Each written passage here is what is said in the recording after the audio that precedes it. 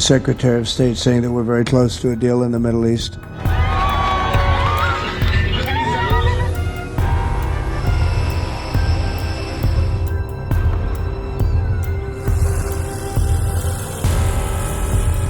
Israel आज खुशी के आंसुओं में डूबा है। उसके लिए आज का दिन दिवाली से कम नहीं, हो भी क्यों ना। 2 साल के युद्ध के बाद इजराइल और हमास के बीच सीज फायर समझौते के तहत गाजा के बंधकों के पहले बैच को रिहा कर दिया गया है। रिपोर्ट्स की माने तो इस बैच में 7 बंधक हैं और इन्हें रेड क्रॉस ने हमास से लेकर इजरायली सेना की कस्टडी में सौंप दिया है। समझौते के तहत हमास को आखिरी 20 जीवित बंधकों को रिहा करना है।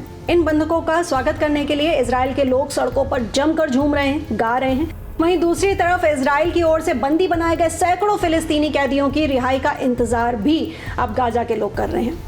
तो यहाँ इजराइल की इस खुशी का हिस्सा बनते हुए आइए आपको सबसे पहले उन 20 इजरायली बंधकों के बारे में बताएं जिन्हें पूरे 2 साल बाद ये खुशियों का सूरज देखने का मौका मिला है। ऐसे में 2 साल बाद वापस आए बंधकों के परिवार वालों की आंखों में खुशी के आंसू साफ नजर आ रहे हैं। ये आंसू बयां कर रहे हैं उस एक दिन का दर्द जिसे इन लोगों ने एक दूसरे की जुदाई में बिताया है। तो सबसे पहले मिली 28 वर्षीय एरियल कुनियो से। इनके भाई एतान ने बताया कि एरियल ने आखिरी बार उनसे कहा था, ऐसा लग रहा है जैसे मैं किसी हॉरर मूवी में हूँ।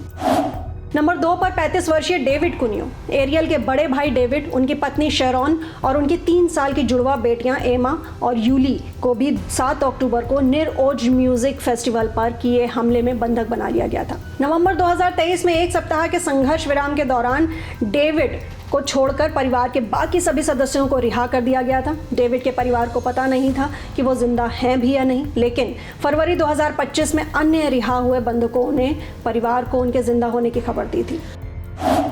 नंबर 3 पर मिली 28 साल के जुड़वा भाई गेली और जिव बर्मन से। दोनों भाई अपनी पड़ोसी एमिली दमारी के साथ अगवा किए गए। जिव को एमिली के साथ 40 दिनों तक रखा गया था, फिर अलग कर दिया गया। एमिली को जनवरी 2025 में रिहा किया गया। नंबर 4 पर मिली 22 वर्षीय मार्टिन एंग्रिस से। 7 अक्टूबर के हमले के दौरान इजरायली सेना के टैंक में ये तैनात थे। एक वीडियो में दिखा कि भीड़ इन्हें घायल और बेहोश अवस्था में टैंकर से बाहर खींच रही है। उन्हें बंधक बना लिया गया था और परिवार को पता चला था कि वो अस्थमा, जलन और संक्रमण से जूझ रहे हैं। नंबर 5 पर मिली 25 वर्षीय मार्टिन जंगाउकर से। अपनी पार्टनर एलाना ग्रिड्जवस्की के साथ निर ओज से अगवा हुए थे ये। एलाना नवंबर 2023 में रिहा हुई।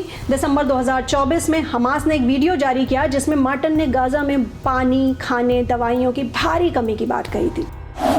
नंबर 6 पर मिली 38 वर्षीय एतान हॉर्न से। अपने भाई यायर के साथ निर ओज से अगवा हुए थे। यायर फरवरी 2025 में रिहा हुए और एतान भी अपने भाई की तरह अब रिहा हो रहे हैं। नंबर 7 पर मिली 21 वर्षीय निमरोद से। तो निमरोद को 7 अक्टूबर को टैंक पर हमले के दौरान अगवा किया गया था। वो जिंदा हैं, लेकिन उनकी फिजिकल और मेंटल हेल्थ बहुत खराब हो चुकी है। नंबर 8 पर मिली 48 वर्षीय ओमरी मीरन से। ओमरी को इनके घर से अगवा किया गया था। उनकी पत्नी लिशे बताती हैं कि उन्हें उन्हीं की कार में अगवा करके ले जाया गया था। नंबर 9 पर मिली 24 वर्षीय गाय गिलबोवा से। इनके भाई के साथ नोवा म्यूजिक फेस्टिवल के दौरान इनको अगवा कर लिया गया था। नंबर 10 पर मिली 24 वर्षीय एलोन ओहेल से। एलोन को भी हमास ने नोवा फेस्टिवल से अगवा किया था। अगस्त 2025 के वीडियो में वो गाय के साथ दिखाई दिए। बताया गया कि उनकी एक आंख की रोशनी चली गई है। नंबर 11 पर मिली 25 वर्षीय योसेफ हाइम से। तो योसेफ के एक दोस्त ने बताया कि वो म्यूजिक फेस्टिवल में हमास के हमले में घायल लोगों की मदद कर रहे थे, तभी उन्हें वहां से अगवा कर लिया गया। नंबर 12 पर मिली 36 वर्षीय एल्काना से। एल्काना बोबोट फेस्टिवल में काम कर रहे थे। फरवरी 2025 में रिहा बंधकों ने बताया कि वो अस्थमा और स्किन डिजीज से जूझ रहे हैं। नंबर 13 पर मिली 32 वर्षीय अविनातन से। अविनातन अपनी गर्लफ्रेंड नोवा अजरमानी के साथ अगवा हुए थे। नंबर 14 पर मिली 25 वर्षीय एतान मोर से। एतान फेस्टिवल में सुरक्षा गार्ड थे। हमास की कैद में एतान ने दूसरे बंधकों की बहुत हिम्मत बढ़ाई। नंबर 15 पर मिली 37 वर्षीय मैक्सिम हेरकिन से। मैक्सिम भी फेस्टिवल में शामिल हुए थे, वहां से उनको अगवा कर लिया गया। नंबर 16 पे मिली 23 वर्षीय बार कुपरस्टीन से। तो बार कुपरस्टीन म्यूजिक फेस्टिवल में हमास के हमले से भागने के बजाय घायलों की मदद के लिए वहां पर रुके हुए थे, जिस दौरान उन्हें अगवा कर लिया गया। नंबर 17 पे मिली 37 वर्षीय सेगेव कैल्फोन से।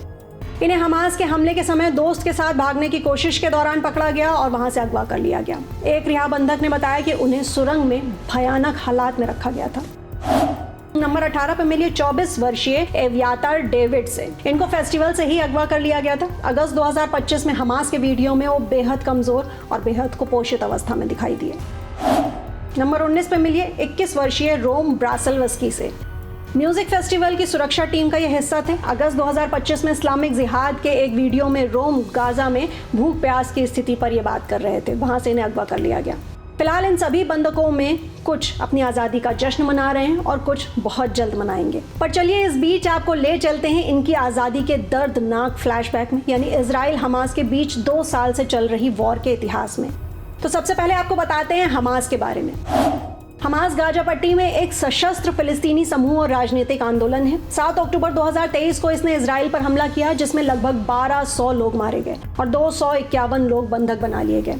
इसके परिणाम स्वरूप गाजा में बड़े पैमाने पर इजरायली सैन्य आक्रमण शुरू हो गया। इसमें हजारों फिलिस्तीनी मारे गए। हमास, जिसे अमेरिका, ब्रिटेन, इजराइल और अन्य कई देशों ने आतंकवादी संगठन घोषित किया है, संघर्ष के दौरान काफी कमजोर हो गया है। जब 7 अक्टूबर 2023 को हमास ने इजराइल पर हमला किया तो समूह का मुख्य नेता इस्माइल हनिया था। वो कतर में स्थित था, जहां समूह का राजनीतिक मुख्यालय था। जुलाई 2024 में ईरानी राजधानी तेहरान की यात्रा के दौरान हनिये की हत्या कर दी गई थी। इस हमले के बारे में इजराइल ने कहा था कि यह हमला उसने किया था। उनकी जगह याना सिनवार को नियुक्त किया गया, जो 2017 से गाजा में हमास के नेता थे। अक्टूबर 2024 में गाजा में इजराइल रक्षा बल के सैनिकों की ओर से सिनवार की हत्या कर दी गई। वो 7 अक्टूबर के हमलों का साजिश करता था और इजराइल का सबसे ज्यादा वांटेड व्यक्ति था। युद्ध शुरू होने के बाद से हमास के कई अन्य शीर्ष कमांडर्स को इजराइल की ओर से मार दिया गया। सिनवार की मृत्यु के बाद से हमास का नेतृत्व 5 सदस्यों वाली एक परिषद कर रही है। माना जाता है कि इसका मुखिया सिनवार का पूर्व डिप्टी खलील अलहैया है।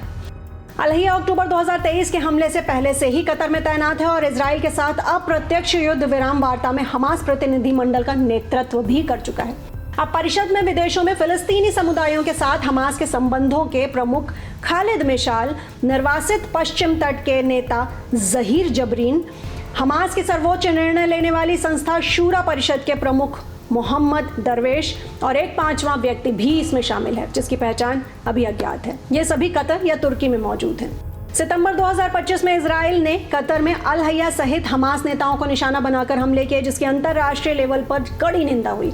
हमास का सबसे अहम सहयोगी ईरान है, जो पैसे, हथियार और राजनीतिक समर्थन के मामले में उसका सबसे बड़ा सपोर्टर रहा है। अब आपको बताएं कि हमास ने इजराइल पर हमला क्यों किया।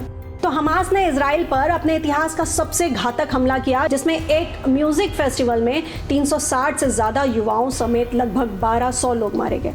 इस अभूतपूर्व हमले ने पूरे देश को हिलाकर रख दिया, क्योंकि हमास के बंदूकधारियों ने घंटों तक सीमावर्ती समुदायों को निशाना बनाया और लोगों को बंधक बना लिया। अब सुनिए कि हमास के हमलों पर इजराइल का रिएक्शन क्या था। तो 7 अक्टूबर के हमले के बाद इजराइल ने गाजा में हमास के खिलाफ एक व्यापक सैन्य अभियान शुरू किया।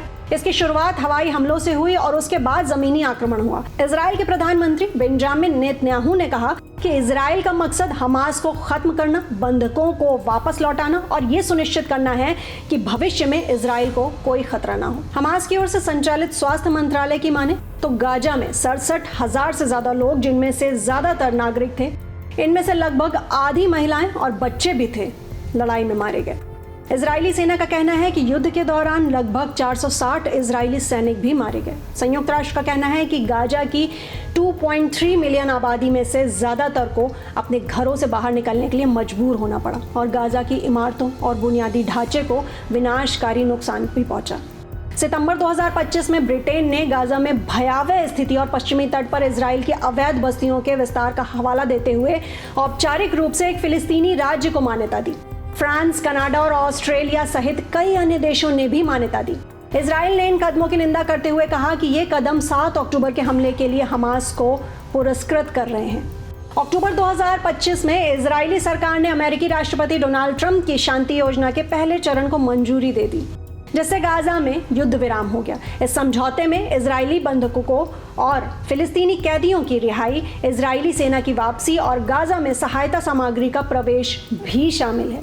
2025 की शुरुआत में 1 महीने के युद्ध विराम के तहत लगभग 1900 फिलिस्तीनी कैदियों और बंदियों के बदले 30 जिंदा और 8 मृतक बंधकों को रिहा किया गया। 17 सितंबर तक हमास के कब्जे में 48 बंधक बचे थे, जिनमें से 20 के जिंदा होने की संभावना थी। इस समय इजराइल में फिलहाल जश्न का माहौल है। रिपोर्ट्स की माने तो पहले बैच में रिहा किए गए 7 बंधकों में गैली और Ziv Berman, Matan Angrest, Alon Ohel, Omri Miran, Eitan Mor और गाय गिलबोव दलाल भी शामिल हैं। हिब्रू मीडिया की माने तो इन बंधकों का साइकोलॉजिकल इवैल्यूएशन भी किया जाएगा। रिपोर्ट्स की माने तो रेड क्रॉस की इंटरनेशनल समिति ही इन बंधकों की रिहाई की निगरानी कर रही है, यानी उनकी निगरानी में ही ये अदला बदली होगी। रिहाई से पहले इजराइल में माहौल उम्मीदों से भरा हुआ है। टीवी स्टेशन रात भर खास कवरेज कर रहे हैं। लोग सुबह होने से पहले ही तेल अवीव के होस्टेजेस स्क्वायर में एक बड़ी स्क्रीन के पास इकट्ठा होने लगे हैं। मेयर कल्लर को रात भर नींद नहीं आई है और उन्होंने कहा कि ये बहुत रोमांचक है।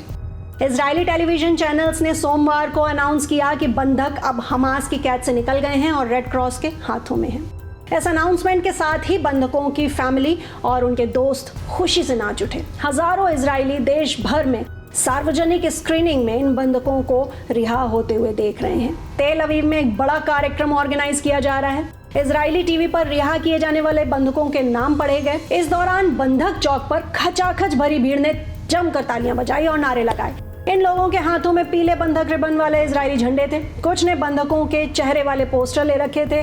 कई लोगों की आंखों में इस दौरान आंसू भी साफ नजर आ रहे थे। रिहाई से पहले इजरायली प्रधानमंत्री बेंजामिन नेतन्याहू ने देश के लोगों को संबोधित किया। उन्होंने कहा कि इजराइल के नागरिकों, मेरे भाइयों और बहनों, ये एक भावुक शाम है, आंसुओं से भरी शाम है, खुशी की शाम है, क्योंकि कल हमारे बच्चे अपनी सीमा में लौट आएंगे। इस बीच गाजा शहर में हमास बलों और सशस्त्र काबिले के सदस्यों के बीच झड़पें हुई हैं, जो चिंता पैदा करने वाली हैं। कहा जा रहा है कि इन झड़पों में हमास और दुगमुश परिवार कम से कम 27 लोग मारे गए हैं। वहीं राष्ट्रपति डोनाल्ड ट्रंप ने कहा कि हम सभी को खुश करेंगे। सब खुश हैं, चाहे वो यहूदी हो, मुसलमान हो या फिर अरब देश। इजराइल के बाद हम मिस्र जा रहे हैं और हम सभी शक्तिशाली और बड़े देशों, बहुत अमीर देशों और अन्य देशों के नेताओं से मिलेंगे और वो सभी इस समझौते में शामिल हैं। इजराइल की सरकार ने भी पूरी तैयारी की है और 738 दिनों के बाद खुली हवा में सांस लेते बंधकों का स्वागत करने के लिए एक वेलकम किट तैयार की है। इजराइल के प्रधानमंत्री बेंजामिन नेतन्याहू और उनकी पत्नी सारा नेतन्याहू ने इन रिहा बंधकों के लिए तैयार किए गए वेलकम किट में खास पर्सनल मैसेज भी लिखा हुआ है। हिब्रू में अपने हाथों से लिए गए इस लेटर में कहा गया कि इजराइल के पूरे लोगों की ओर से आपका स्वागत है, हम आपका इंतजार कर रहे हैं, हम आपको गले लगाते हैं, सारा और बेंजामिन नेतन्याहू। पीएम नेतन्याहू के ऑफिस ने ही सोशल मीडिया प्लेटफॉर्म एक्स पर इस पर्सनल नोट की तस्वीर शेयर की और कहा कि आजाद बंधकों को दिए जाने वाले इस वेलकम किट में कपड़े, लैपटॉप, मोबाइल फोन और टैबलेट जैसी चीजें शामिल हैं। अब इजराइल के राष्ट्रपति इसहाक हर्जोग डोनाल्ड ट्रंप को बंधकों की रिहाई सुनिश्चित करने और युद्ध समाप्त करने के लिए देश का सर्वोच्च नागरिक सम्मान प्रदान करेंगे। हर्जोग कार्यालय की ओर से जारी बयान में कहा गया कि ट्रंप ने अपने प्रयासों से हमारे प्रियजनों को घर वापस लाने में मदद की है, साथ ही शांतिपूर्ण भविष्य के एक नए युग की नींव रखी है। अब भले ही अमेरिकी राष्ट्रपति डोनाल्ड ट्रंप को नोबेल पीस प्राइज ना मिला हो, पर इजराइल हमास के बीच संघर्ष विराम कराकर उन्होंने वाकई बड़ी उपलब्धि हासिल की है और इसका क्रेडिट उन्हें पूरी तरह से दिया जा रहा है। सिर्फ यही नहीं, इसके आगे डोनाल्ड ट्रंप का कहना है कि अब उनका अगला कदम अफगानिस्तान और पाकिस्तान के बीच छिड़ी जंग को रुकवाना होगा। इसी के साथ भारत के प्रधानमंत्री नरेंद्र मोदी ने भी इस बड़ी जीत पर अपनी शुभकामनाएं शेयर की हैं।